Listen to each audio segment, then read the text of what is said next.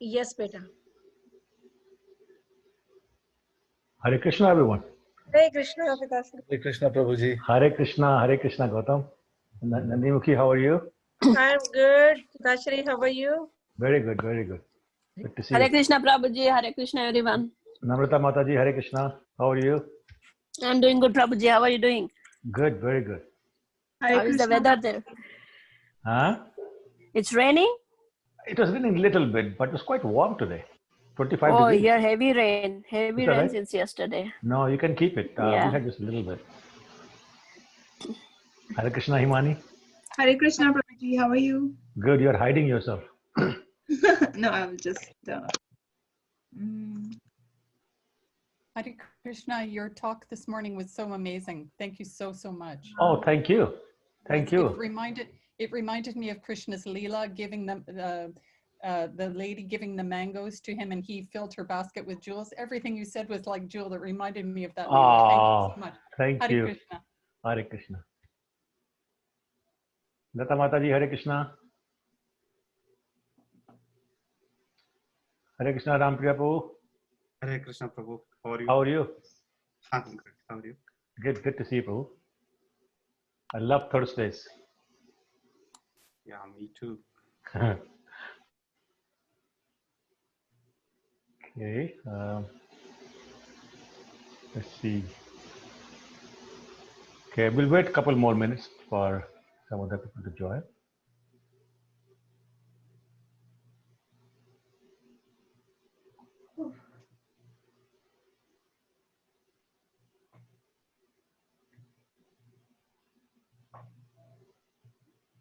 Hare Krishna, Krishna Krishna, Hare Hare, Hare Ram, Ram Ram, Hare Hare. Hare Krishna, Melanie. Hare Krishna. You're coming out very faint.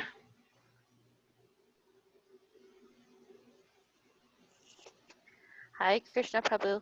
Oh, much better. Thank you. How are you? Good, how are you? Wonderful, wonderful. Life is I good. can't believe you only have like another month left of the class. Actually, 2 more. Next week is chapter 18, and then we summarize and final questions and things like that.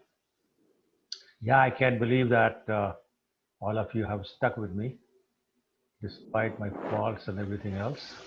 I really appreciate I that. can't believe you stuck with me. No, I love that. I love that. Yeah, Thank you. you're very welcome. My pleasure. Okay, let's start with our prayers. Hopefully other people will join in. So I'm going to share the screen and put the invocation prayers on.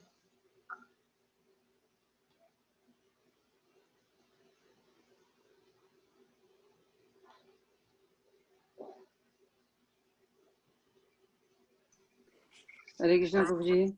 Hare Krishna, how are you? I'm good. How are you? Wonderful, wonderful. Thank you. Hare Krishna, Prabhuji. Hare Krishna, Twinkle, how are you? I'm good. How are you? Good. You all dressed up? No, I'm like studying. Oh, I have an studying. exam tomorrow. Yeah. Oh, really? And you're still here in the class. That's wonderful. Thank you. Yeah. Okay, so let's do the invocation prayers. Hopefully everyone can see it.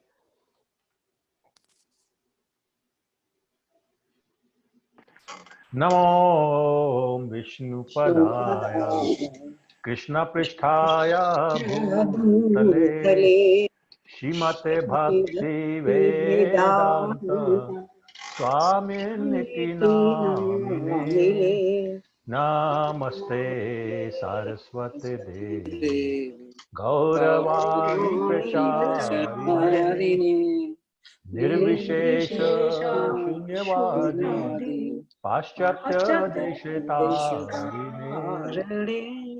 Jai Shri Krishna Chaitanya.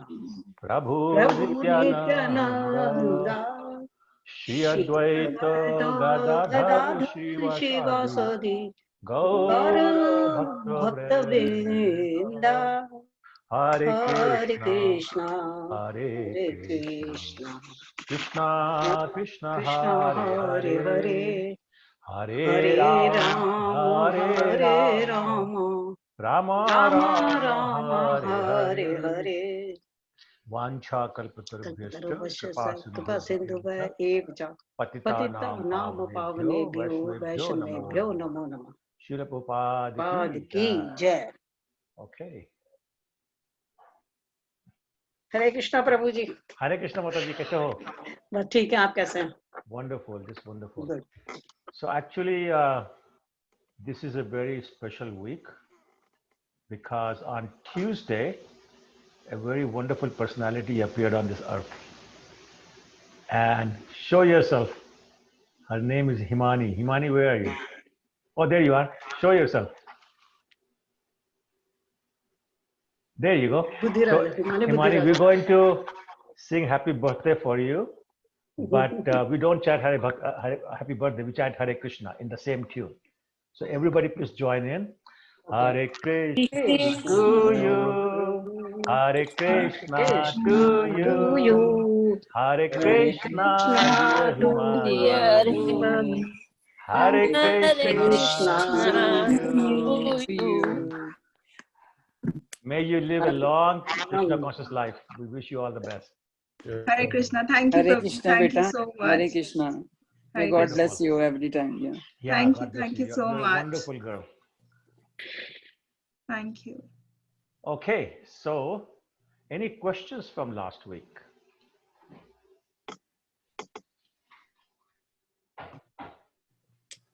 Okay, what about takeaways? Any takeaways? What did you remember from last week?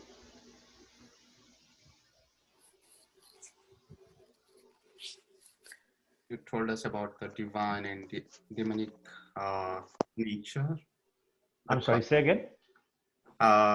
The qualities of the divine Mhm.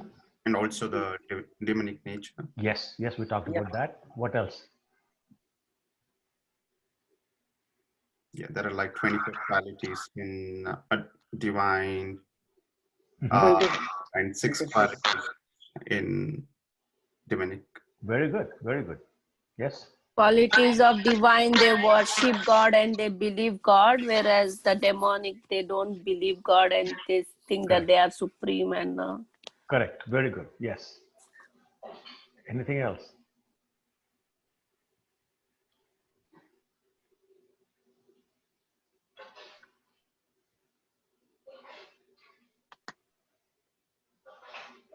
We also said that demoniac people, because they don't follow the instructions of the scriptures, they can never be happy and they can never get perfection in their life. We also talked about, Krishna says, I actually push the demoniac people who are envious of me, darker and darker regions of hell, and then we send them to the lower quality animals like the cats and dogs and the hogs. Rani, you had something to say? I think yes, go ahead. The last chapter you were talking about the soul, when the soul leaves the body, the soul only leaves the body when there is another body ready for the soul, right? Right, correct. So I see my loved ones, my past loved ones in my dreams. Mhm. You know, when something bad is going to happen, they just come in my dream and give me, you know, like give me a warning that something's bad's going to happen. Mhm. I pretty much see all my loved ones, my grandparents, my dad, like, you know, they'll just appear in my dream. Uh-huh. So this means that they didn't receive any body yet? No, it doesn't mean that. Dream is basically your mind's conceptions and perceptions and impressions. It does not mean that they're actually coming themselves, Okay. right? And so what you're seeing is your memories, your impressions, your conceptions of your loved ones. And because of your feelings for them, you're getting reciprocation, but in your own mind, and therefore in your dream. So I don't think they're physically coming, and I don't think that doesn't. It means that they did not get another body. Okay. Okay. Because I get so scared all the time when they appear. I feel like, Yes. okay, something's gonna happen. Yes. It's every time. Yes. I see my grandparents, my both grandparents, my dad who passed away like 2 years back. Mhm. Like my mother-in-law just passed away 2 months ago because of the pandemic, COVID. Oh, really? Yes. Oh my God. She was back home, Mhm. and like she literally, like she didn't, because she didn't deserve this kind of death, and it was like so miserable. Her condition was so miserable. Like we couldn't go visit her. We were like talking to her on FaceTime, but it was like we couldn't see her, and she passed away. Like we can't even imagine. I'm so sorry to hear that. So when this was going to happen, actually my dad appeared in my dream and gave me a warning sign that this is going to happen, and he exact gave me the date too. So it Wow. happened exactly the same date. And this, like, same thing happened when my dad was going to pass away. Same thing happened with me. My grandparents came in my dream, and they were just giving me, like, his relatives, my dad's relatives came in my dream, passed away relatives, and they gave me warning.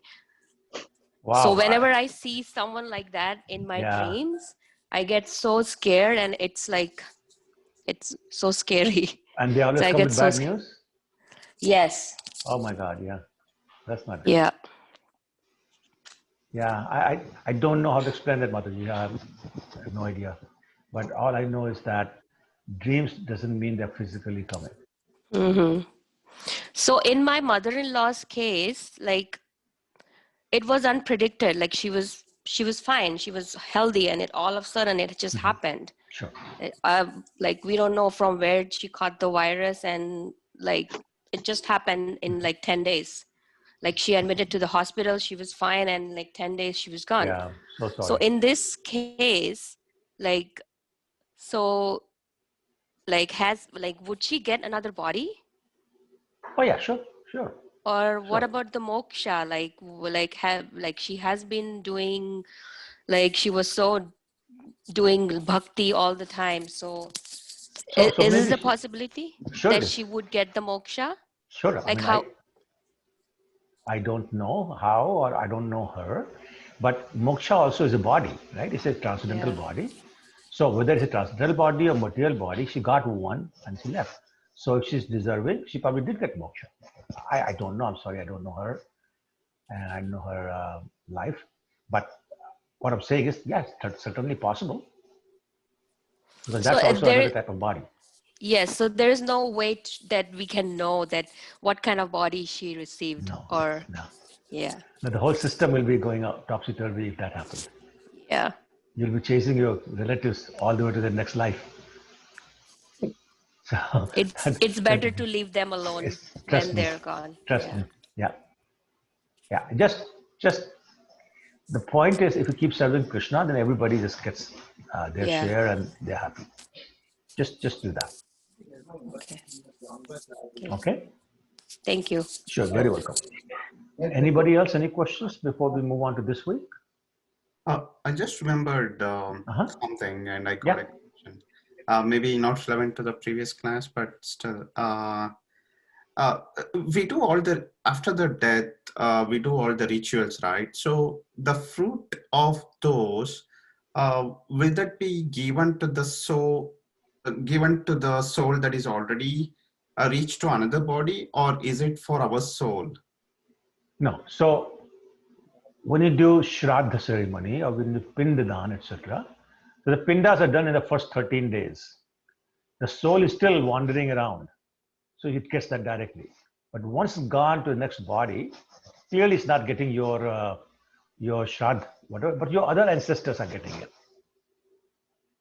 Okay. If that soul has already got in the body, she doesn't need your Shraddha. Otherwise, you will be getting so fat, Prabhu. All your previous descendants in all your previous lives will be supplying you food. You'll be bloated like anything by now.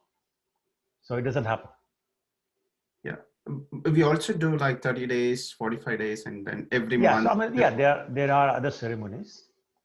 Yeah, I mean, they're all scientific, so we should not ignore them. Oh, scientific. Okay. Yeah, they're very scientific. Okay. Thank All you. right, so let's go with today's chapter. It's the divisions of faith, chapter 17. So as we were just discussing, and I think Rampir had mentioned that Krishna describes two types of people, the divine and the demoniac.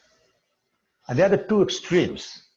But in real life, you will find that people have many faces, not just divine, not just demoniac, but all sorts of, in between. And it's like, we sometimes say that life is not black and white, but different shades of gray. It's the same thing. And the personalities, the nature of the people. Whatever combinations there are, they define the person. It is possible somebody is very divine one time and very demoniac another time. And, everything in between. So, whatever face we present to the world, it reveals something about our faith. But before I move on, I want to make sure everybody has the same understanding of the word faith. So can somebody tell me how you define faith? Please mute yourself, please. Thank you. So anybody wants to tell me what is the definition of faith? Is it a trust that you Yes, completely believe that they will take care of you, nothing to worry about? So it's definitely that's a component. What else?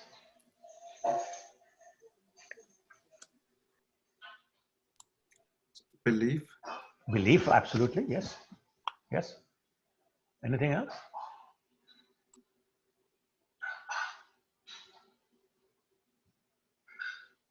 Just trust, the belief, and also you It's can belief. Go ahead. It's belief, but there is no clarity in that.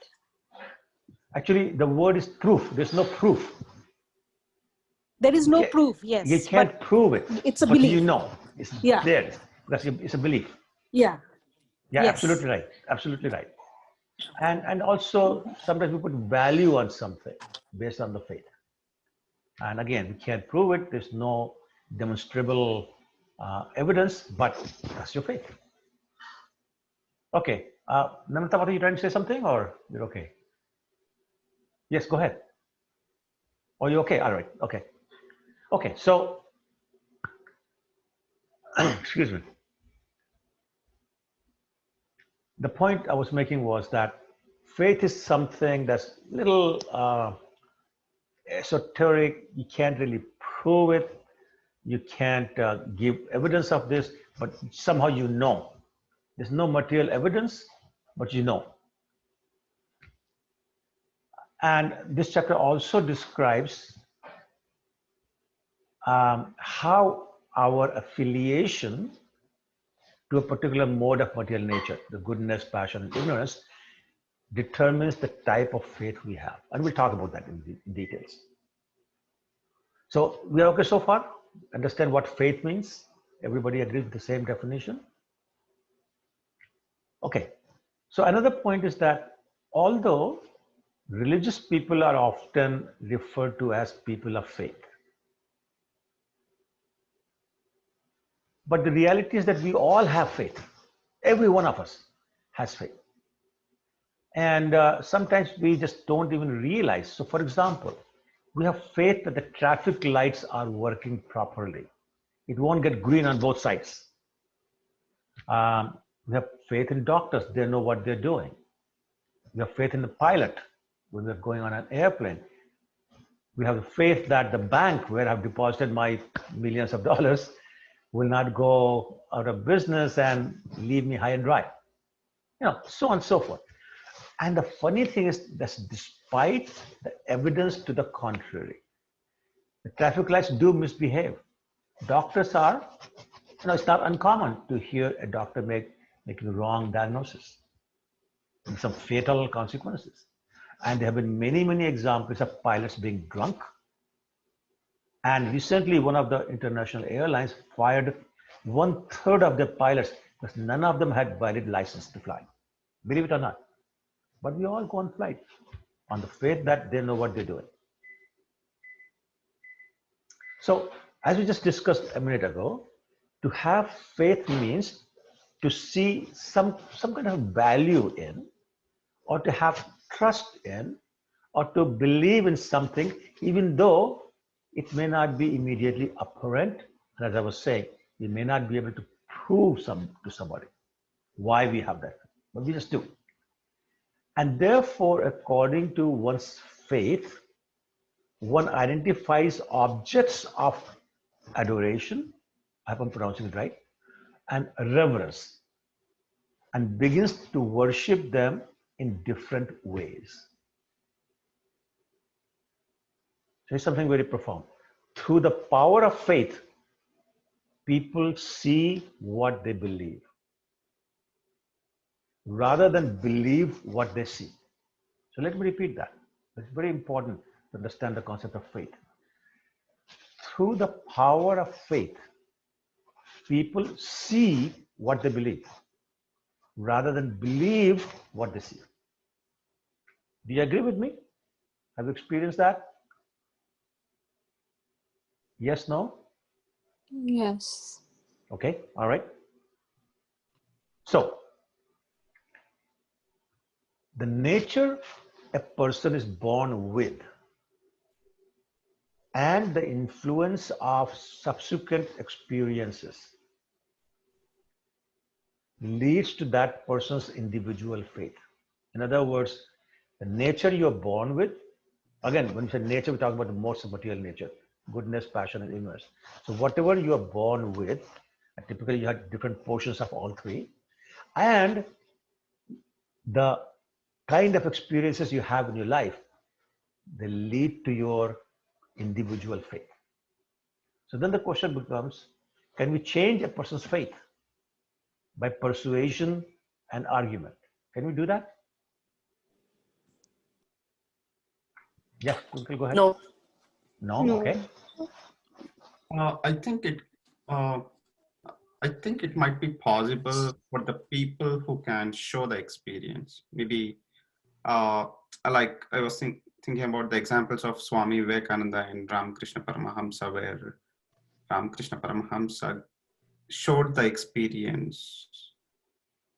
What I'm trying to say is, Swami Vivekananda was not believing, but later on he believed because of few instances. Right. So basically what happens is you cannot change with persuading somebody to change their faith or giving arguments unless they want to change it themselves. It So is the change, self-realized. I'm sorry? It is self-realized, isn't it? Correct. Yes. The faith comes from within. That's correct. And we'll discuss that also. So yeah, sometimes nice arguments can give you the incentive to say, okay, let me reevaluate my faith. And they say, you know what? Yeah, I will change it. But that change must come from within as opposed from somebody else. So unless that person is willing to change, not possible. But faith can change or develop through experience, through prayers, and association with people of faith. Okay? And it's in accordance to the faith that individuals adopt their views of this world, their lifestyles, and their character traits. Okay? So far, everyone in agreement? Clear? Okay. So now Krishna says the faith can be of three kinds. Faith in goodness, mode of goodness, faith in mode of passion, and faith in mode of ignorance. Very good. So a person acquires faith according to the mode of material nature they are under.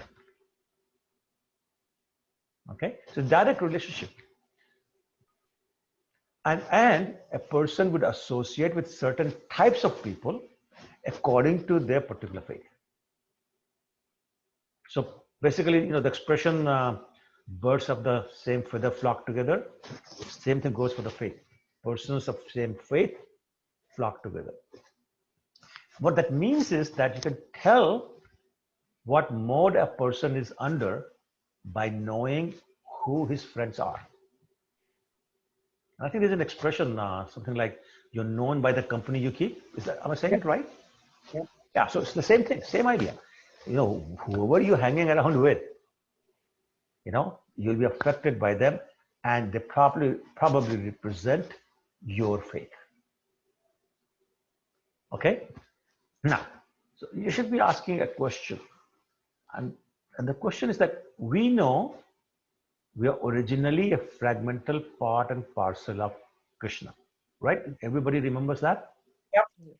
So what does that mean? It means that we have the qualities of Krishna, right? And do you remember the discussion we had about taking a spoonful of ocean water, comparing it with the water in the ocean? Anybody remembers that? Yep. Yep. So what did we conclude from that? We have the same qualities, but Yes. the quantity is different. The quantity more, is different. Yes. Yeah. Exactly right. Thank you, Mataji. Very well. So therefore, what that means is that we have the same qualities, but in minute amount. Right? So since Krishna is transcendental to modes of material nature, everybody knows that, right? The modes of material nature do not affect Krishna. Yeah. So since he is transcendental to modes of material nature, we must also be originally transcendental to all the modes of material nature. Does that make sense? Yep.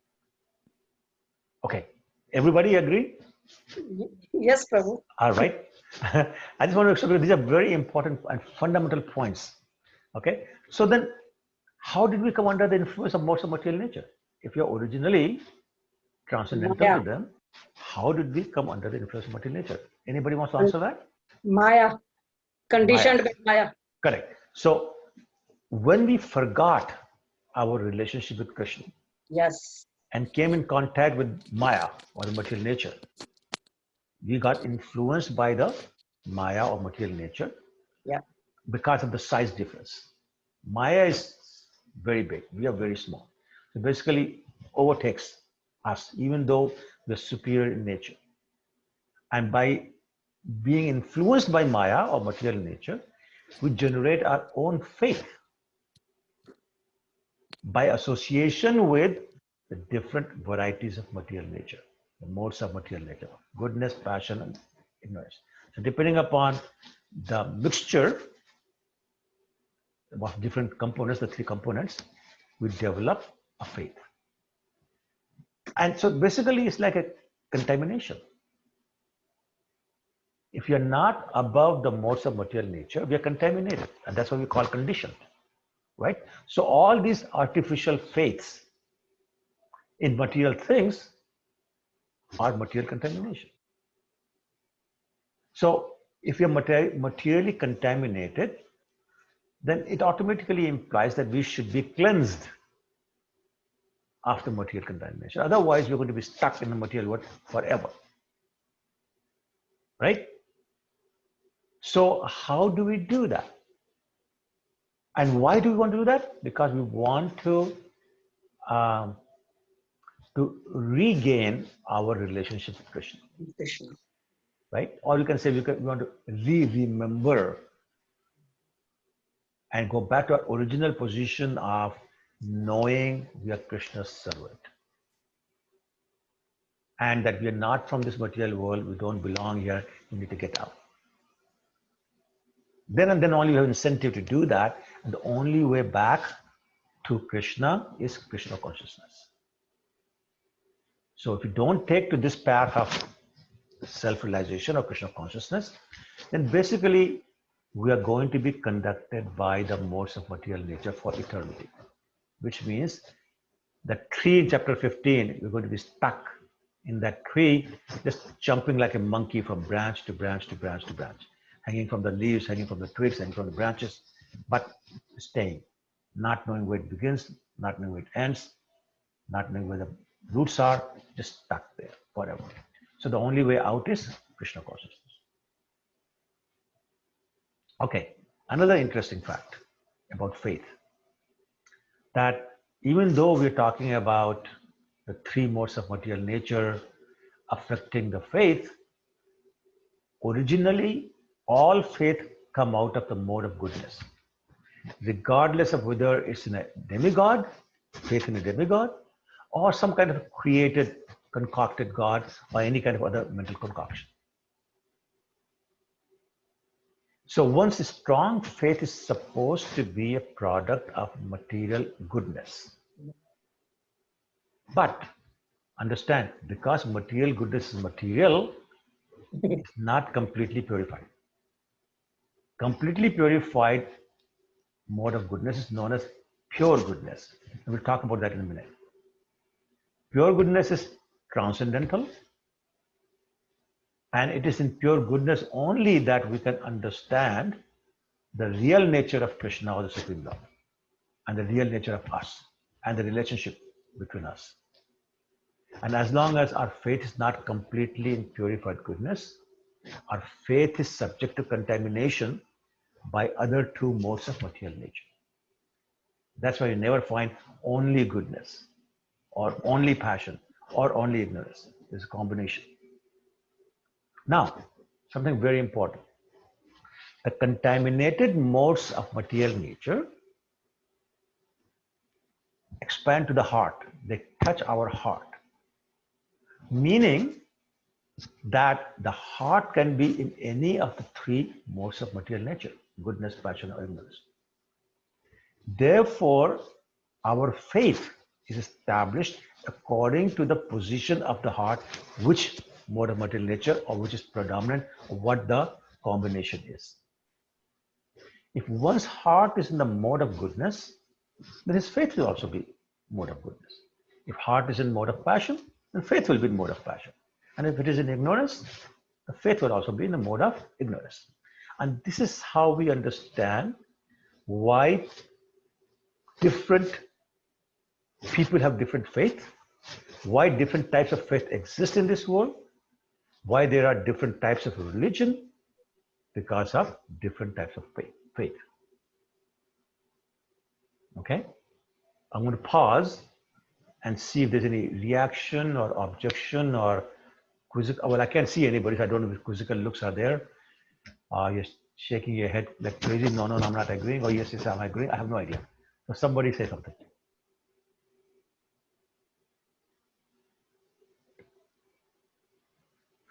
Why? Anybody here listening to me? Yes, go ahead. Go ahead, Ram Prabhu. No, I said we agree. Oh, you agree. Okay. Anybody else? Yeah, we agree. We agree. Okay, thank you. I feel like a dentist trying to pull somebody's tooth out. No. Okay. No, Radha Bhakti is also giving a talk right now. So Yes, I I'm trying know. to do That's both at the true. same I time. know. I don't blame you. Yes, she is. And forgiveness. Okay. So that explains why we have different religions and explains why we have different types of faith. So the real principle of religious faith, as we were saying before, is situated in the mode of pure goodness. But because our heart is tainted, we find different types of religious principles as opposed to the real principle. And thus, according to different types of faith, there are different kinds of worship.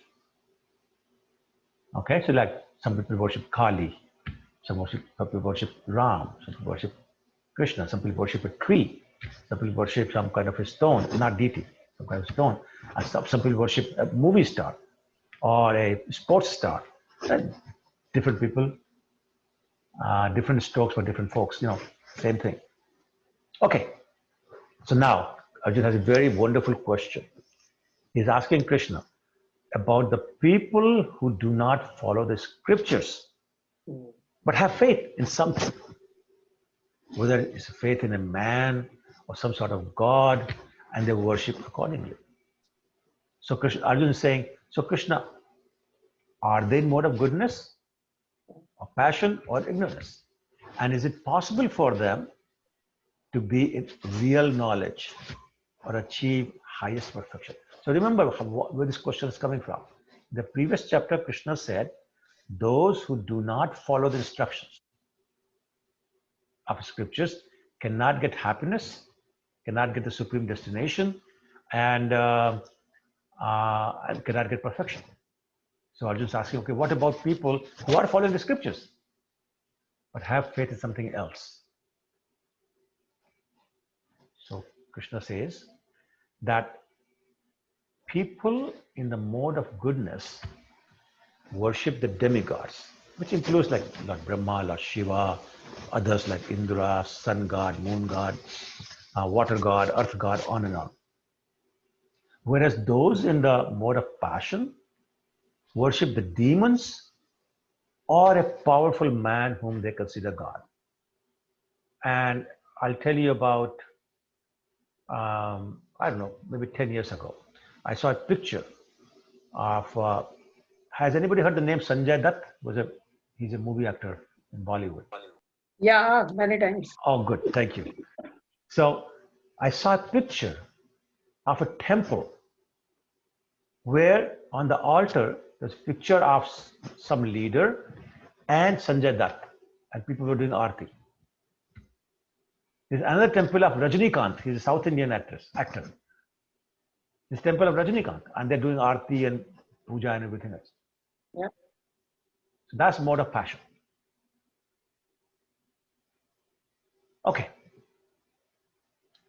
And then what happens is that these people who are in mode of passion, they think anybody can be worshipped as God and get the same results.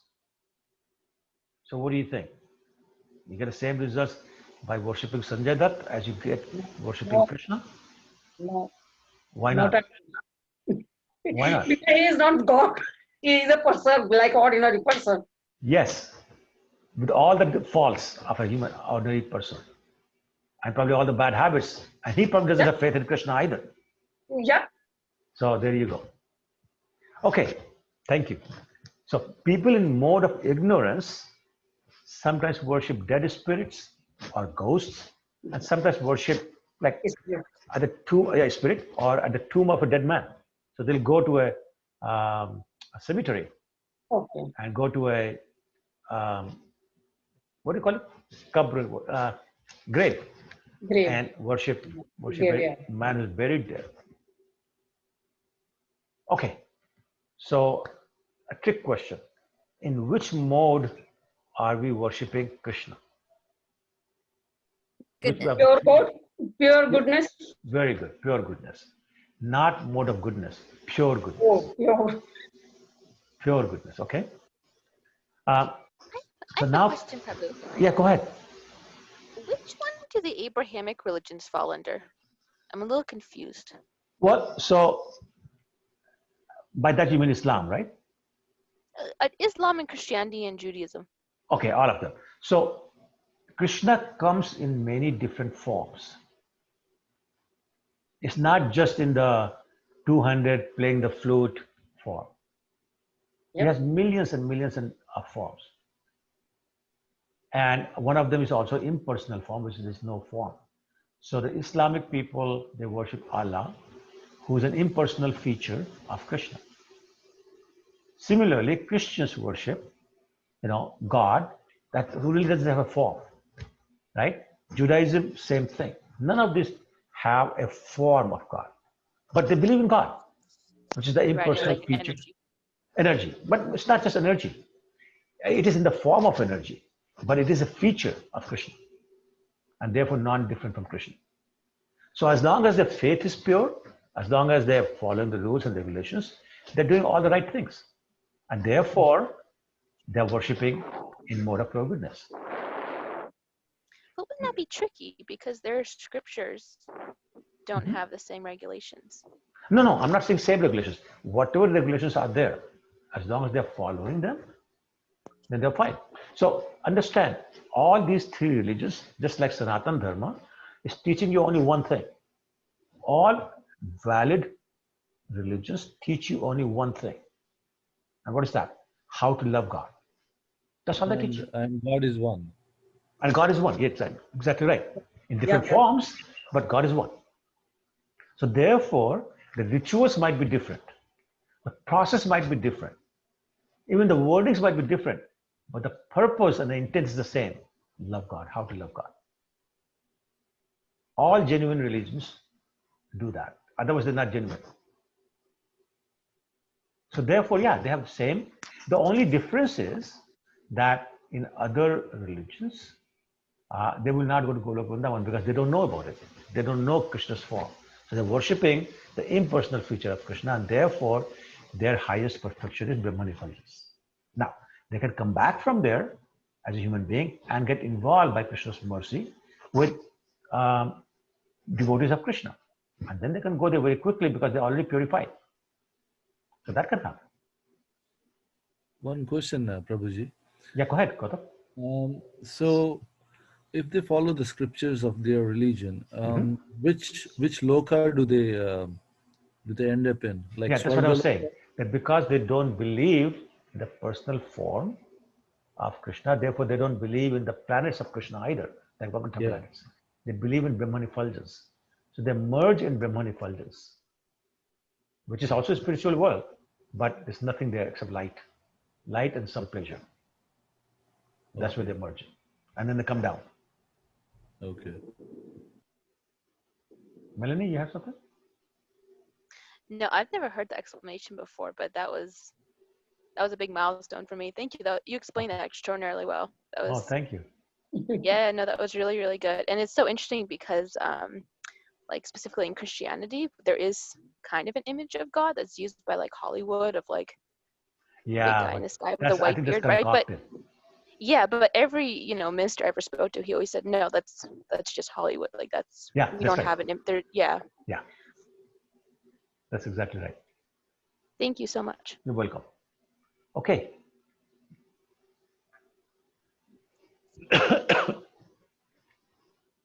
Krishna then defines demons as those people who undergo severe austerities and penances not recommended in the scriptures, but performing those austerities and penances out of pride and egoism.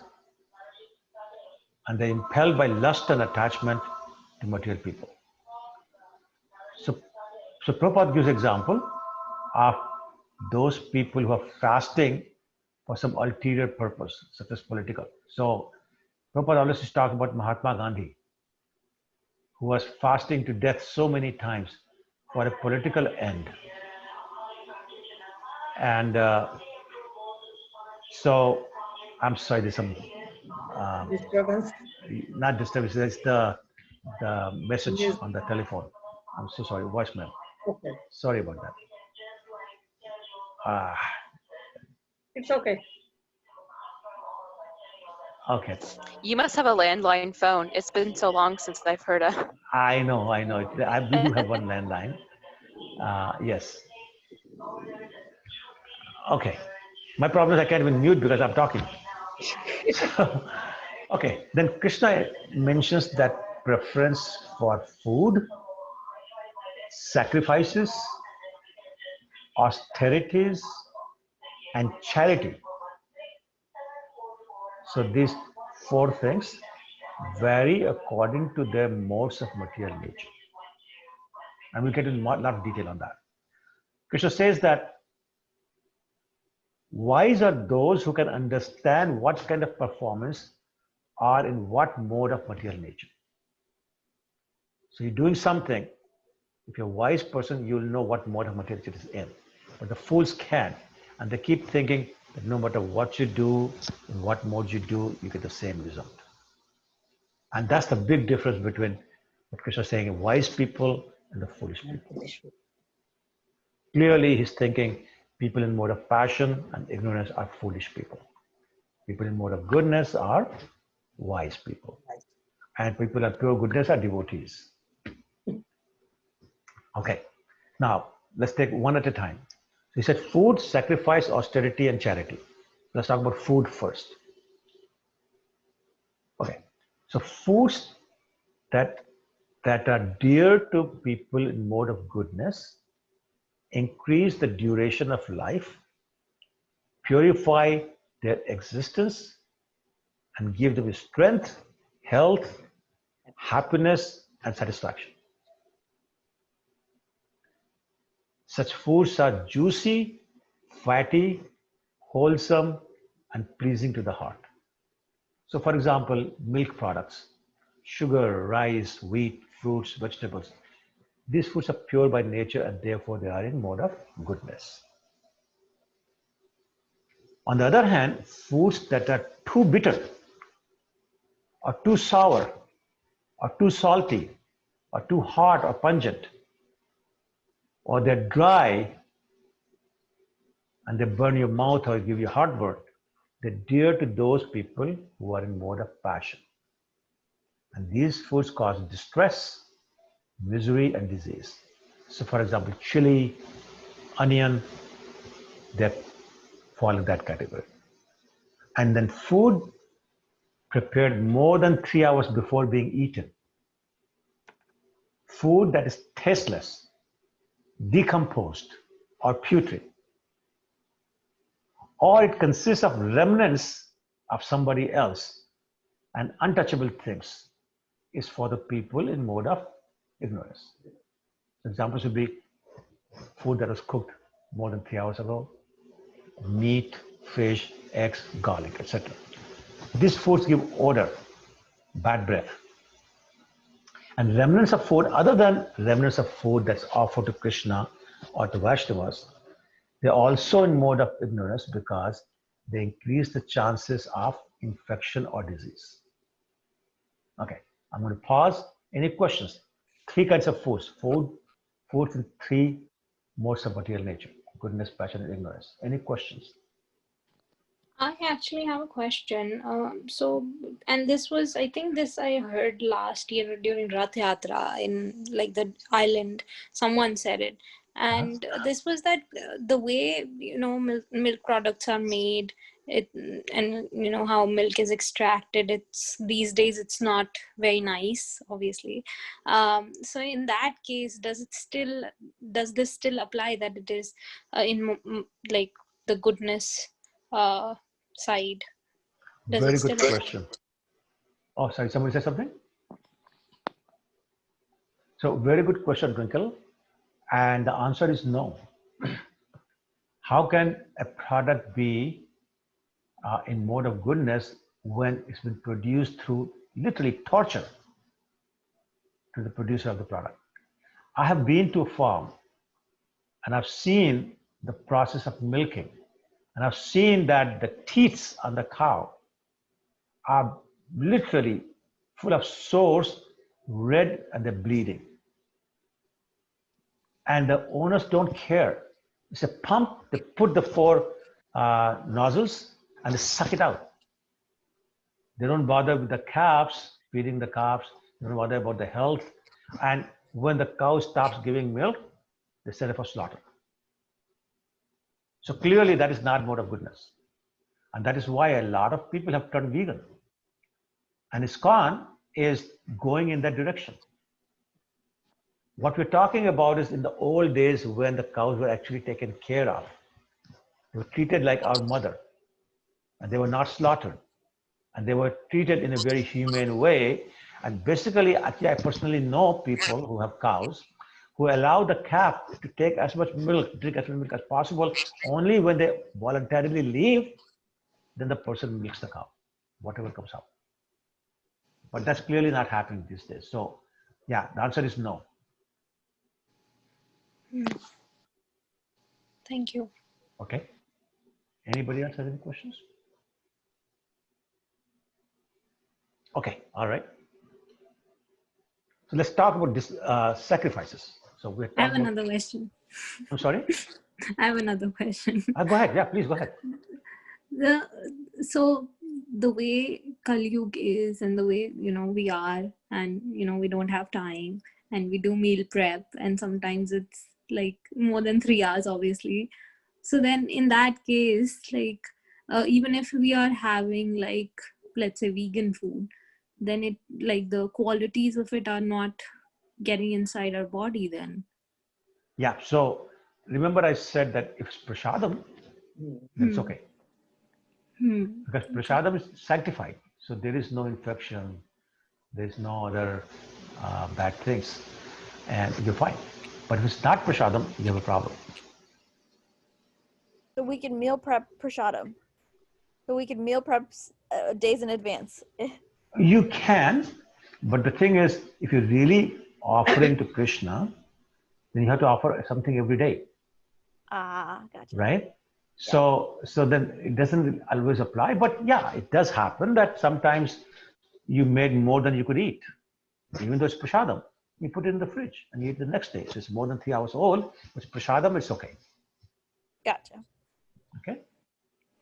Thank you. Any other questions? Twinkle? Yeah. No, I'm good. Thank you. Okay, sure, no worries.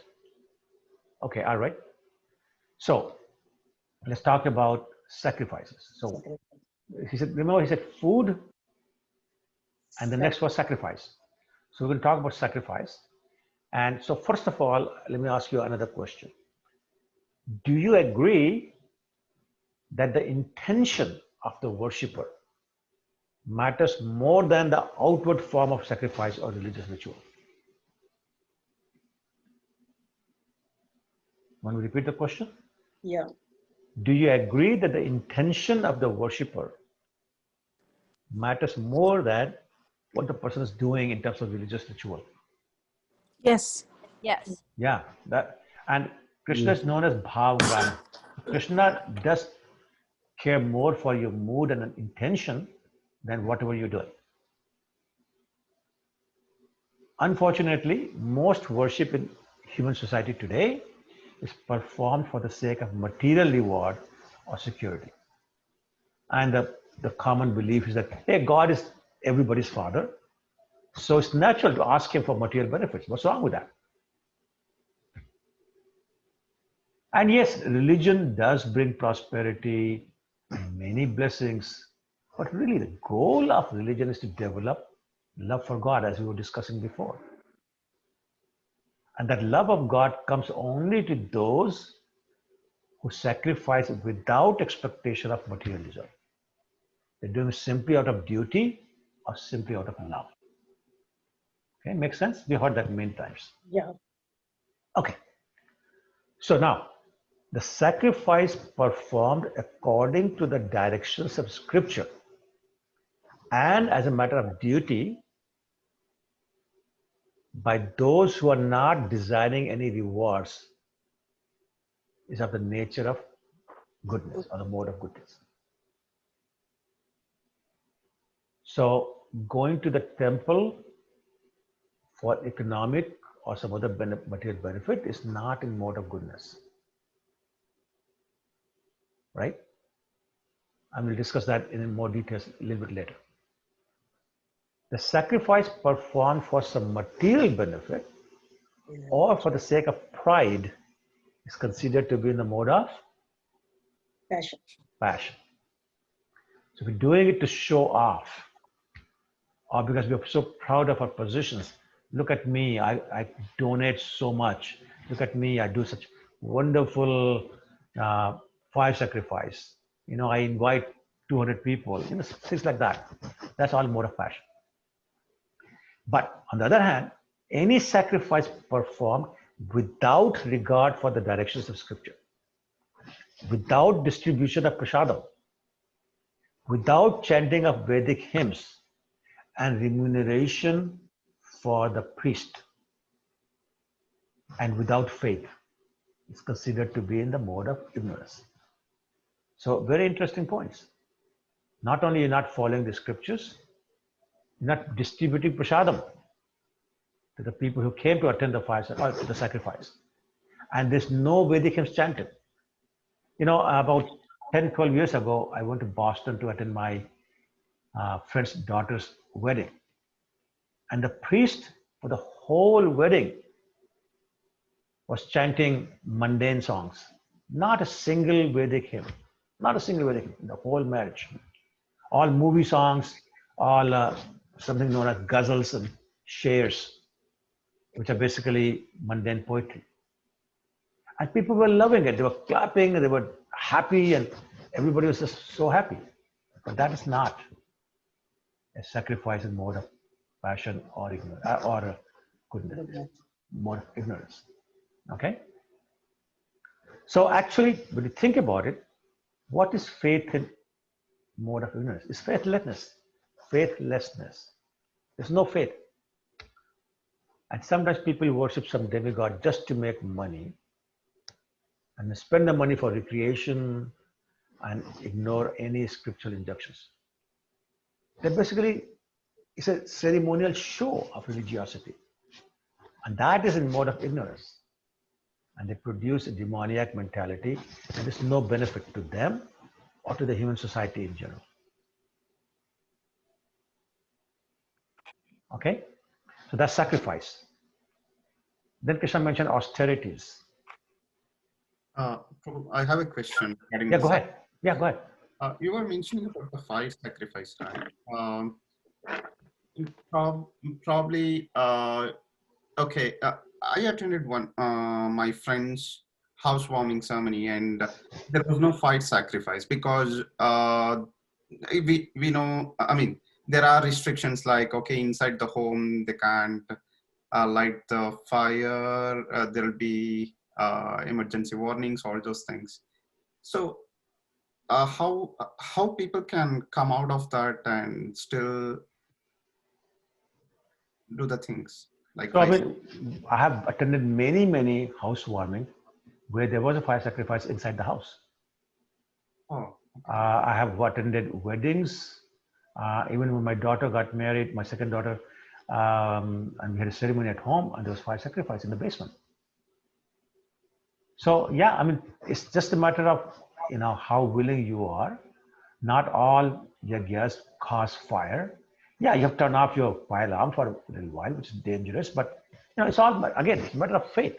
You say, I'm doing it for Krishna, everything will be fine. Or you say, no, I don't have that much faith, I'm not doing it. Okay, fine, then don't do it. Okay. And if you're in a house, it's your choice. In an apartment building, there might be some restrictions. Okay. All right. So, do you agree that human life is meant for penance? Anybody agree or disagree? Speak, please. All you people who are hiding yourself. Meant for? Huh? Sorry, meant for, sir? Our human life is meant for sacrifice. Do you agree with that statement? Sacrifice, yes. Okay, sacrifice the material world.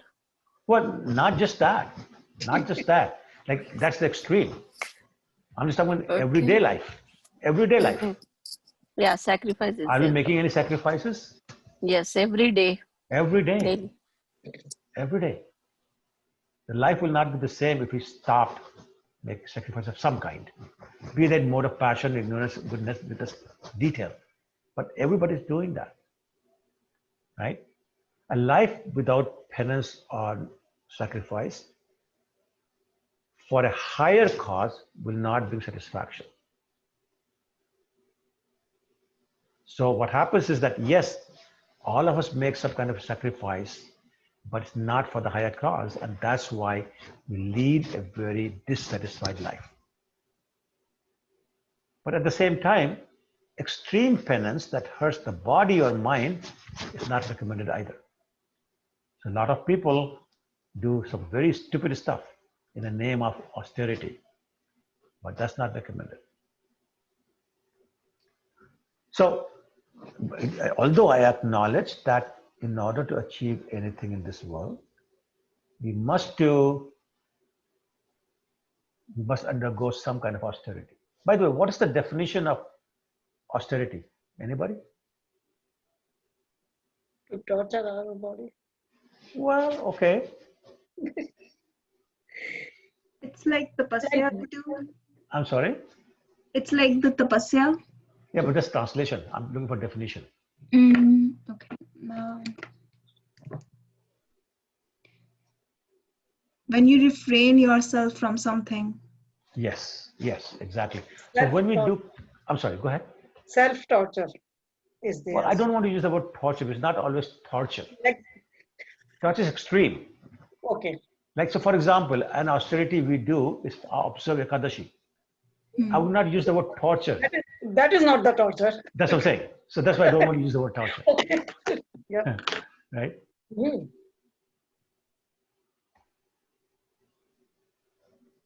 So basically use the word inconvenience.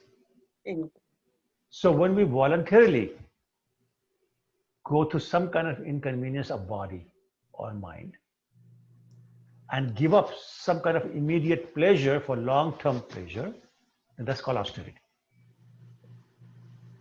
But just a few minutes ago, we were saying we all do that. So let me give you an example. How many of us wake up at 6 in the morning or 5 in the morning to go to work early, and they work 10 hours, 12 hours, 13 hours, and go through all sorts of hassles with the clients and the boss and the co-workers, and then come home tired? That's huge austerity. Sometimes we miss our lunch or eat at the desk. And we are fine doing that. We are very happy doing that because there's money coming in. I had a friend who told me that for 10 years, first 10 years of his children's life, he did not see them awake. They were sleeping when he went to work, and they were sleeping when he came back from work. So what kind of life is that?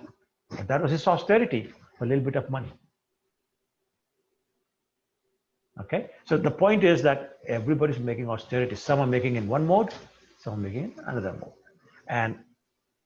and extremes are, in mode of ignorance. Okay, so the type of austerities we perform will again vary with the type of faith we have. Okay, then Krishna says also we should know that there are austerities of mind, there are austerities of body, and there are austerities of speech. Okay, and then talks about we have different kinds of motivation with which we perform these austerities of body, mind, or speech. So he explains further. He says, austerity of body consists in worship of the Supreme Lord, or the Brahmana, or the spiritual master, or superiors like father and mother, or any other person who is well versed in Vedic knowledge. It also consists in cleanliness, both internal and external. So how do we clean ourselves internally? I mean, externally you have Dove soap. How do we clean ourselves internally? Anyone? Chanting. Chanting is right. Okay. Yeah, chanting, deity worship, Thinking all good. those kind of things. Sorry, Mataji? Thinking good for the others too. No? Yeah, okay, Yeah. sure. Yeah. Simplicity. Chanting is the best. I'm sorry? Chanting is the best. Of course. But I mean, you're right. I mean, if you have good non-violent thoughts about other people or other living entities, that's cleanliness also. Sure. Okay, then we have austerity of speech. It consists of speaking words that are truthful, pleasing, beneficial, and not agitating to others. And of course, the best kind of austerity of speech is regularly recite Vedic literature or chanting Hare Krishna Muhammad. And Krishna said one should not talk nonsense and speak only what is supported by scriptures. So anything that's not supported by scriptures, it's not about Krishna, is called gossip or prajalpa in Sanskrit, or mundane talk, not recommended. The other thing is about agitating others. Sometimes we say, I got to speak the truth because the Vedas say so. It doesn't matter if it hurts somebody. And the Vedas also say, Satyam bruyat, priyam bruyat. Satyam apriyam ma bruyat. Which says that speak the truth, but the truth that's pleasing to the heart. And hide the truth that's not pleasing to the heart. If you don't have to say it, don't say it. Then he moves on to austerities of mind, which is our satisfaction, simplicity, and self-control. In other words, detachment from self gratification. So if you're attached to self gratification, there's no austerity of mind. If you're detached from it, then we have austerity of mind. So then the question becomes, how do you get satisfaction in your life? How do you get satisfaction of mind? Anybody? When are you satisfied? Is there a limit of satisfaction, Prabhuji? Good question. Very good question. So basically, you're saying in your own words, there is no satisfaction. We're never fully satisfied. And that is exactly right. But why is that? Why are we not satisfied? Because we're looking for material things. Material things. As long as we keep looking for material things, we will never be satisfied. Like $1 billion is not enough. We want 5. We have $5 billion is not enough. We want 10. There's no end. There's no end. Because somebody somewhere has something better than I do. And when I get what I was looking for, work so hard for, suddenly it has no value. Or not as much value as before. And I want something else. And by the way, that's number one reason for divorces in the world today. I want somebody else. Okay. So the more we think of sense enjoyment, the more we become dissatisfied. And the problem in the current age is that we engage our mind in so many different things that we think will give us sense gratification. And therefore, there's no possibility of us ever being satisfied, as Mataji was saying. So therefore, the best thing to do is to divert the mind to Vedic literature, devotional service, etc. And if you look at like Srimad Bhagavatam, for example, full of stories, but they're all very satisfying. They're all very inspiring. So we should be training our mind to be always thinking of either doing good things for other people, as Mataji was saying, or thinking Krishna consciousness. Okay? Similarly, penance performed out of pride or for the sake of gaining respect, honor, worship, etc. is more of passion. And penance performed out of foolishness, with self-torture, or to destroy or injure other people is in mode of ignorance. So, has everyone heard the name Hiranyakashipu? Yep. What kind of austerities did he perform? I don't know who he is. Okay, so he was have you heard the name Prahlad? Yep. Now I'm asking Melanie. No. Okay, have you heard of Lord Nrsimhadev? If I have, I wouldn't know how to pronounce it. So okay, so he's the personality who appears as half lion, half man. Rings a bell? Oh, I think I've seen pictures. Yeah, yes. okay. I'm sure you have those. It's in the temple hanging there. At the temple I've seen. Big at the picture. temple. So, and whenever we get a chance to go back to the temple, if you look at the picture, or you can Google it, you will see there's somebody lying on his lap. Yeah, that was Hiranyakashipu. It's a demon by the name of Hiranyakashipu. Yeah. And you also see a little boy standing with hands folded. That's Prahlad, a devotee Prahlad. So Hiranyakashipu was a demon who performed severe austerities for 1,000 celestial years. And his austerity was he stood on his toes, just like the ballet dancers. But for 1,000 years, with hand raised like this, he stayed in that pose for 1,000 celestial years, which is millions of years on earth, without moving. The termites ate his body. Only the skeleton was left. Okay. And what did he ask for? He said, I want to become immortal. And he asked Brahma. When Brahma said, I'm not immortal, how can I make you immortal? Then he asked for all sorts of benedictions that will make him immortal. Like, I can't be killed at night, I cannot be killed at daytime. Not inside, not outside, not in water, not on land, on and on and on. But the Lord is smarter than anybody else. He figured out a way to honor all those conditions and still be able to kill him. But anyway, my point is, Hiranyakashipu performed these severe austerities for nothing. He got killed finally. He did no good to anybody. And that's useless austerity. And that's the point being made. And that is out of mode of ignorance. Finally, Krishna talks about charity. So as we know, our nature is to, fill in the blanks please. Our nature is to, the soul's nature is to, who knows? Huh? Bhagwan ki seva. Yeah, Bhagwan ki seva, serve. Yeah. So, but because we have forgotten, we are supposed to serve the Lord, we serve everybody else. And sometimes everybody else but God. But anyway, that's our nature.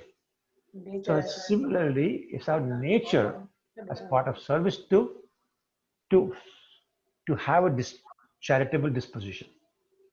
You know, I mean, to a great degree or to a very small degree, but we all have the disposition. And therefore, we try to help other people according to our own faith. So charity is also influenced by the mode of material nature of our faith. Okay? So he says charity given out of duty, without expectation of return, at the proper time and place, and to a worthy person, is considered to be in the mode of goodness. So Twinkle, you might recall a few weeks ago we had this discussion on charity being in mode of goodness and passion. It was confusing. So today, hopefully, we'll clarify it. So mode of goodness charity is out of duty, not expecting any return, at the proper time and proper place, and to a worthy person, then is mode of goodness. On the other hand, sorry, let me first define what a worthy person is. Any ideas who's the most worthy person?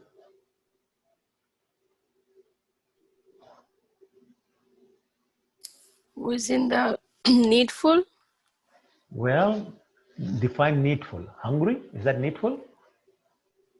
Yeah, it is needful to Okay, live. so let's say you see a person who says, I'm hungry, you give him $10. He buys the burger. Yeah, that's Right. true. Who is the devotee It's of like God? teach him the fishing rather than give him the fish. Right, but hopefully not fishing. Who is the Yeah, sorry. devotee? That's it. The Prabhu ji worthy शक्ल दिखाइए, शक्ल दर्शन दीजिए. शक्ल देखो. हाँ, you hear about? Yes. Who is the devotee of Krishna? Correct, exactly right. A devotee of Krishna is the most worthy person because you'll use your charity in the service of Krishna. Okay, so that's the most worthy person. Then what's the most worthy place to do charity? Temple. Temple, anything else? Library, you can say. Sorry? Distributing Library. only distributing books of Krishna. Yeah, no, I'm asking for suitable place. What's the most suitable place? So temple is one, but along with that, any place of pilgrimage. Any place of Pilgrimage. Okay. What about the time? What's the most suitable proper time? 365 days a year. But out of them, Whenever it is required in the temple, if we are building a temple or we are like serving Vaishnavas or something, at that time we should donate. oh, well, you can donate any day. I mean, In the morning time? No, morning, evening, Saturday, Sunday, doesn't matter. No. Like when I am free. Otherwise, When you are what? we are in a family, na? I'm sorry, say again. When I will get free, na, then I'll do the. No, that's all true. But just talk about, assuming you're free, what's the most suitable time? So basically, it is said in the scriptures that any holy day, like Ekadashi festival, or the solar eclipse or lunar eclipse, Yes. or the end of month, Yep. they're considered the most worthy time.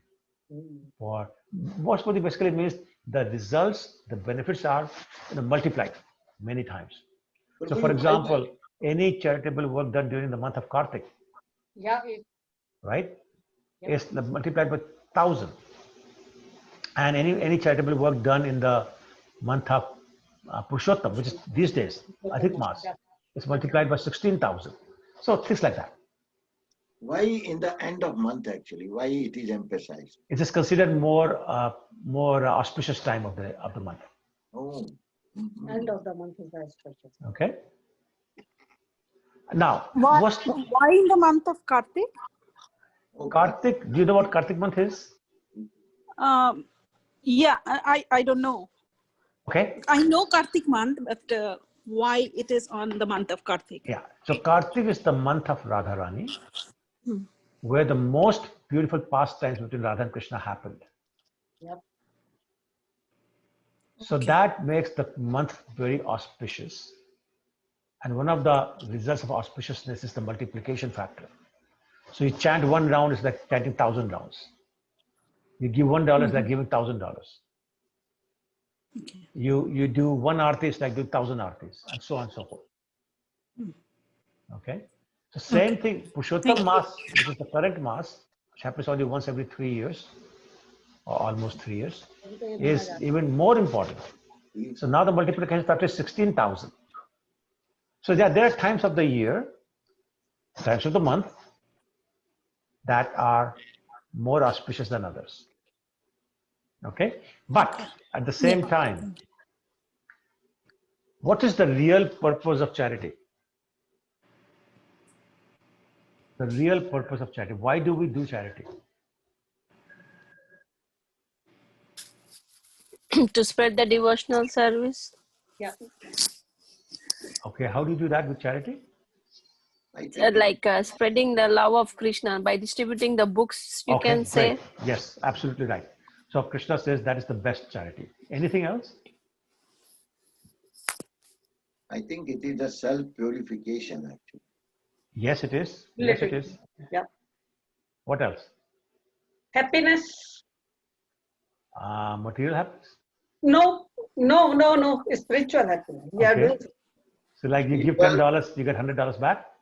No. Okay, I'm just Not at all. No, that is not charity. Okay. I mean, it is charity also, but it's charity in mode of passion. No. That is in the To mode make of Krishna happy? Yes, exactly. It's the charity, the purpose of charity is to make a spiritual advancement. Yes. That's the real purpose. Yeah, Rest that's is in what- different modes.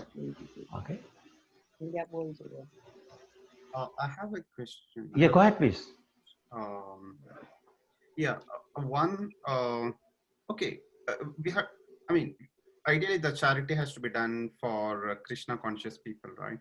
So how we will get to know, okay, the other person is a Krishna conscious, or if we, not sure, probably the Krishna conscious people may not be the needy people, but whoever we find may not be the Krishna conscious people also. Well, I can give an address. You live in Toronto, right?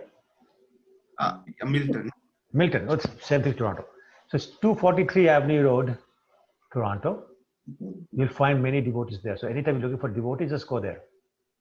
And those of you in Vancouver, you go in a place called Burnaby. And what's the address? What I forgot? Marine Drive, 5563, something like that? Yeah. 5462. 5462 Marine Drive. You'll find many devotees there. But So, Prabhuji, Ji, sorry. no, go ahead. But the people who come to the temple is not like they are like devotees. Some people come for the food sake, prasadam sake also, right? So don't give So them how charity. can we? So, I mean, you will know who comes as a prasadam, who comes to do service. But mind you, we're not talking about giving to them for their personal use. Yes. We're talking about giving charity, so they will use it in the service of Krishna. Okay. Right? And frankly, if you're not sure, just go in the hundi and put the money there. Right? So you don't have to hand it to a person. Right? Yeah, There are also got some it. Yeah. designated people in the temple who give to them. Right? The point, Rampriya Prabhu, the point was that if you give it to somebody who's not a devotee, they'll probably use it for non-devotional purposes. Therefore, the result is not going to be spiritual advancement for you, which is the main purpose of charity. You get material results. Sure, you give $10, you might actually do get $1,000 back. But is that what you're looking for? That's not real charity. Okay. If we give if you do the charity, okay, there is a soul inside their body, and there is a super soul also watching along with the soul. So, but super soul knows that okay, the charity is for good thing. So, will super soul doesn't acknowledge whatever the charity with the intention of goodness will be good? So sure, it acknowledges. That's why you get the result back. But what result do you get back? That's the point. So if you give it to somebody who's not a devotee, who's not going to use it for devotional services, then you get material result back. You still get the result because super soul is watching. It's not that you're not getting any results. You don't need other witnesses. You're going to don't get a signed form signed. I gave you $10. It's not that. But the question is, do you get spiritual results back or you get material results back?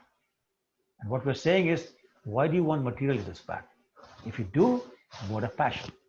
Passion. That is right? Or maybe even mode of goodness, but it's not mode of pure goodness. So there's no spiritual advancement in opening a hospital. There's no spiritual advancement in giving to an orphanage. There's material benefits. I'm not saying don't do that, but just know that you get material benefits as opposed to spiritual benefits. And that's the distinction. Okay? So actually I had the continued question, but probably this has answered that also. Okay, good. Okay. All right. Oh, wait, I have a question. Go ahead, Is Melanie. there a Food for Life program in Canada? Yeah. Vancouver, for example, they have Food for Life. Karma. Huh? Karma Food for Life. Karma Free Food for Life, yeah, something like that. Yeah, so this is Vancouver. This is in Toronto also, although it's not a formal program, but we deliver food, many days of the month. And other temples also have it. And there's a big one, as in Vrindavan and other temples. But you asked for Canada, so I know that there is. Vancouver probably has the most formal one, but other temples also have it. So because you're delivering prasad, which is my assumption, does that make it pure goodness? Pure goodness, absolutely right. It does. Okay.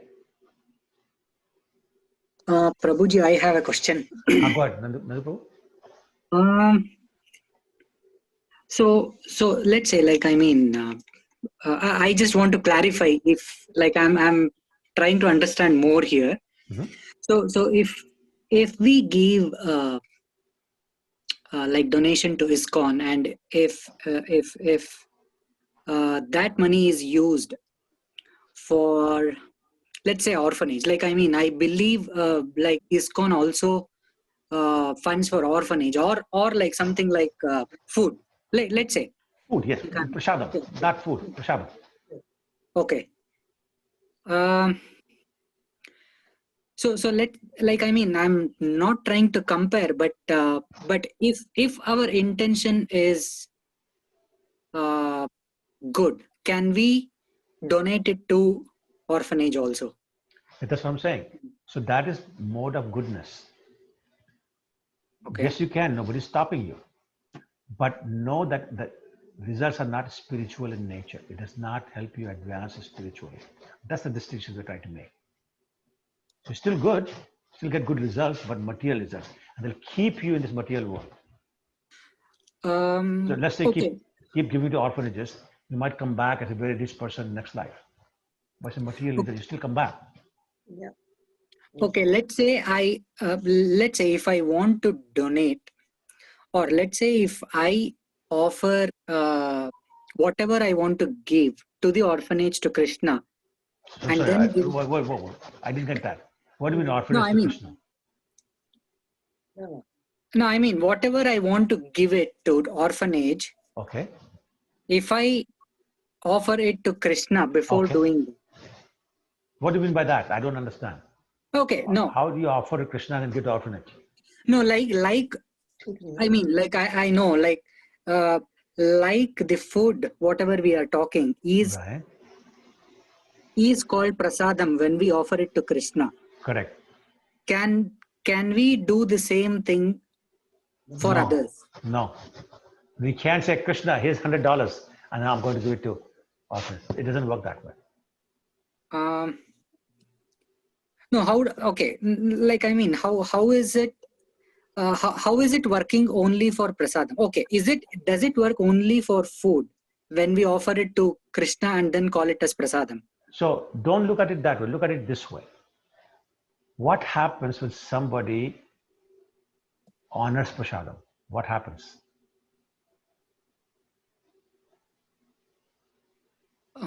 If you're taking prasadam, what happens to you? Okay, we are believing that, okay, in a way, I am also becoming a Krishna devotee. Is that correct? It's purifying your existence, and it's a devotional service. Honoring prasadam is a devotional service, right? So you're purifying that person, okay, which is fine. And because you're purifying another person, Krishna is pleased with you. Okay. Now, on the other hand, you take the money and give it to another person. And he would, in orphanage, they'll use it for material purposes, which is fine, but they'll use it for material purposes. Therefore, what's the result for you? Material. And if you keep doing that, you get more and more material results, which means you have to keep coming back with all the good karmas to exhaust the good karmas. So those are the choices. You are heading towards spiritual world or you're staying in the material world. Your choice. Okay. Okay. So there is no other way, like, I mean, other than giving it to some temples, or is that what you're saying? Let's say if it has to be spiritual. No. So for example, during COVID time, last 3-4 months, there was something like 22 million plates of prasadam served to people in Delhi. Yeah. Okay. They didn't come to the temple. The money was not given to the temple. Okay. But they were all fed prasadam. That's devotional service. So those who honored the prasadam, those who distributed the prasadam, those who cooked the prasadam, those who offered the bhoga to make it prasadam, they all benefited spiritually. Yeah. Okay. On the other hand, if they've taken the same amount of money, it costs something like 5 million rupees per day, something like that. They've taken 5 million rupees per day and given it to orphanage, who might have done the same thing to feed the hungry. The result would not be the same. And that's the point I'm trying to make. And okay, does it have to be through some temples or whatever? No. The temple is just a facility. Okay. That's just a facility. Makes it easy to do it. Okay. But you can cook prasadam or bhoga at home, make it prasadam, go distribute it. It's the same thing. Okay. Right? Temple is just a facility. Okay. So you can have your own food for life. You know, and being practical, maybe 50 people only per week, you're going to make prasadam for 50 people, I'm going to distribute it. That's the same thing. Okay. I have a follow-up question actually. Yeah, go ahead. Okay. What does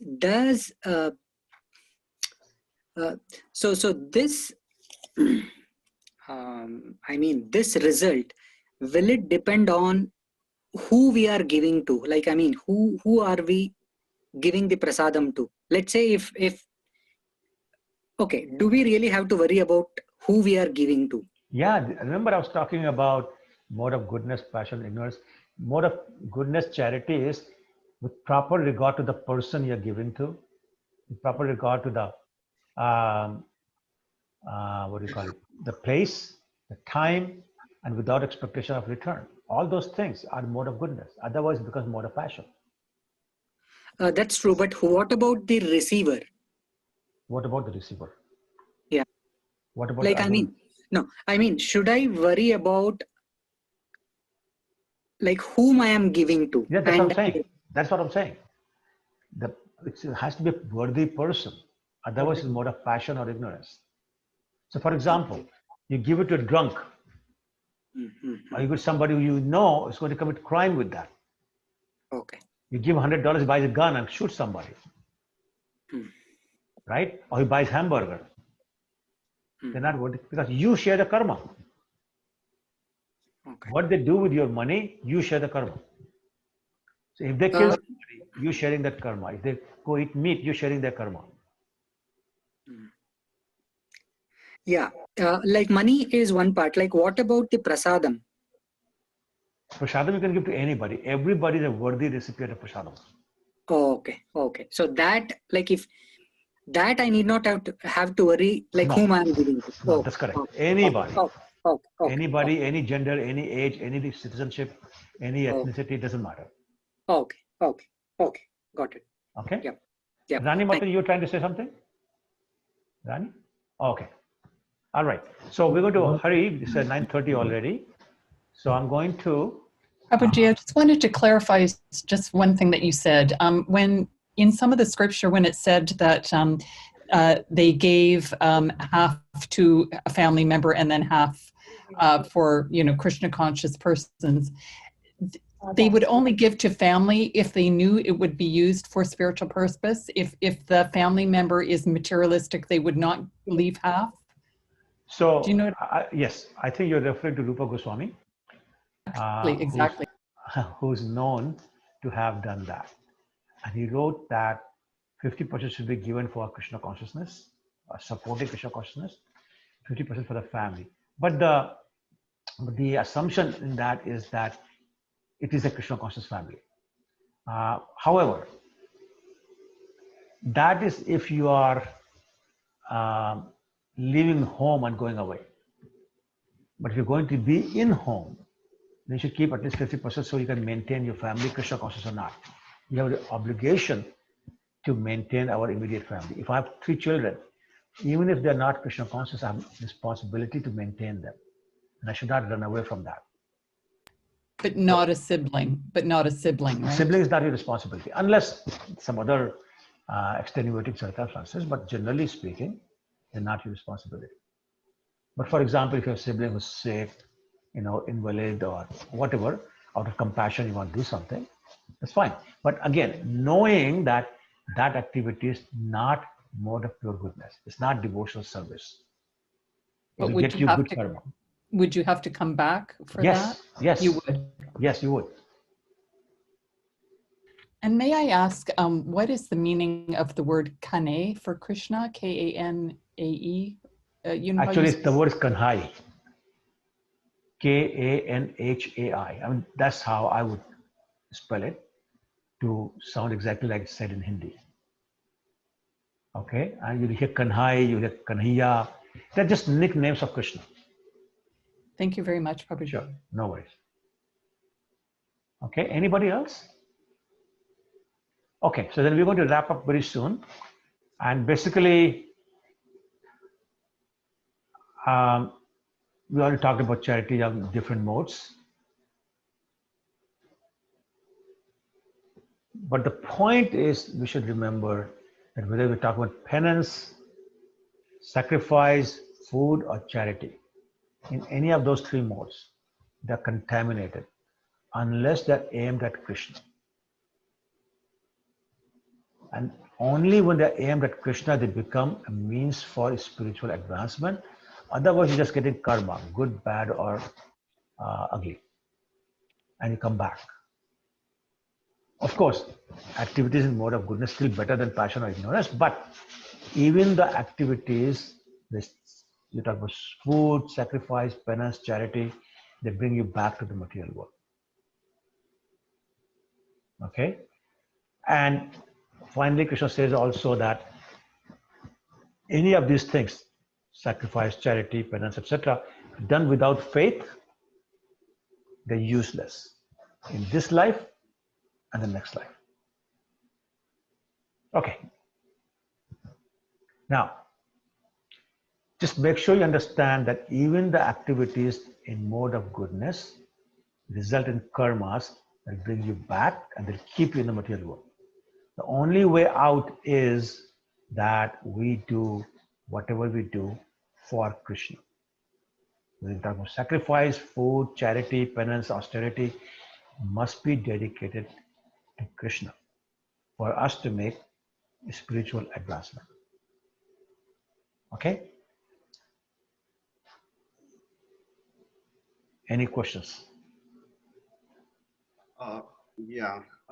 Actually, few questions came when Nanda Prabhu was asking. So, if we go to the temple, we have like Anna Santarpanam, if we give the money, they will use it for the food. For giving the prasadam to the people, or whoever comes to the temple every day. In the afternoon, they will offer the prasadam to the people. So actually, we are giving the money to the temple, and then temple will be, ideally, we will think that temple will be using that money for Anna Santarpanam or offering the prasadam. So is that fine, or should that be like directly the food has to be given from us? From our side. When you say our side means what? Yeah, like we are giving the prasadam directly to the people. Okay. So first of all, Prabhu, a temple has many expenses. You got bills to pay for water, for electricity, for heating, maintenance, right? For deity worship, paraphernalia, dresses. Each dress costs $5,000 now, and security, other electronic things, right? So many expenses. They all come from our donation to the temple. Prasadam is just one component. Small component. Very small component, actually. So, for example, I can tell you the temple in Toronto has annual expenses of $900,000. Okay? And it's not all prasadam. As Prabhuji said, a very small portion is prasadam. There are other expenses. Otherwise, how do you maintain a building? It's a heritage building, very expensive to maintain, very expensive to heat. And then many people who live there, they go to classes, they have meetings, they do kirtan, all those kind of things. They require maintenance, right? So donations, a lot of it for that. So remember, we were saying a temple is a place that facilitates devotional service. Yes. So when you give to the temple so it can maintain itself, you're facilitating devotional service of all the people who come to the temple. And you're getting credit for that. It's not just for eating prasadam. Somebody comes in just to do kirtan or just to observe arti. You're getting the benefit of that. Right? If you help construct a building, a temple, every time anybody comes, you get the benefit. So for example, the temple of Vedic planetarium being constructed in Mayapur. $100 million US. But they expect 60 million people every year to visit. So if you have contributed any money towards that, you get the benefit of 60 million people coming every year to that temple. It's huge. And it's all spiritual. Okay, that's what we're talking about. Okay. And also, Prabhuji, prasad distributed directly outside is not an offered one. It is just a food. No. So that's not right. If they are doing that's not right. No, that's what I'm qualifying that. What he was saying, like basically, we can directly give the food. No, but I think the assumption was he'll offer it before dasam. Okay. So I made that assumption that he'll offer it before he distributes. So prasadam is then can we think like, okay, prasadam is the ultimate thing? Prasadam is the mercy of Krishna. Yeah. So it's ultimate in the sense that, it's directly the mercy of Krishna, but it's not that the only way. Giving a book. Yeah. Right? Bringing somebody to do some chanting. Getting somebody to say the name of Krishna. They're all charity, work of compassion, and they're all beneficial. It's not just prasadam. Otherwise, you can't help a person who's not hungry. Okay. Right? Thank you. Okay. Good questions, by the way. Very good questions. Just one question, Prabhuji. Go ahead, Pooh. So, Can you put your video on, Pooh, if you just don't mind? Like, it's very disconcerting for me too. Got it. Yeah. Yes, thank you. You're a good-looking man. You should not hide. Go ahead. Thank you. So if we give prasadam to someone, like it's like Krishna prasadam, like we did the puja and we gave it to someone. Now we don't know whether that person is consuming the prasadam or afterwards he's just keeping it or throwing it or dishonoring the prasadam. So in that case, what's the verdict kind of? Yeah, the verdict is that if he throws it away, insults it, then you also get a share of that problem. So you have to be careful in that sense. If you know a person is not going to respect the prasadam, don't give it. It's like when you serve in the temple, sometimes people have a tendency to take too much and they throw it in garbage.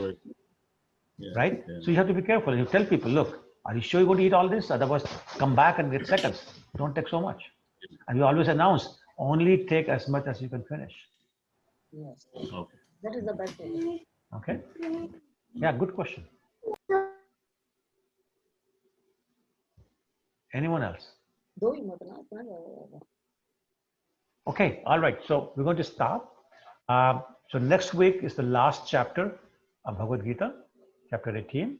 And then we'll have one more week of where we'll summarize what we have done in the last over 19 weeks and answer any questions and all that. And then we'll talk. Okay. So unless there are any other last minute questions, I want to thank everyone for attending and see you next week. Hare Thank Krishna. you, Prabhuji. Thank you. Thank you so much. Hare Krishna. Thank you. Hare Prabhuji. Krishna. Hare Krishna. Thank you very much. Hare Bol. Thank you, Hare Prabhuji. Bol. Thank you. Hare Krishna. Hare Hare Krishna. Krishna. Hare Krishna. Hare Krishna. Side में बैठा था मैं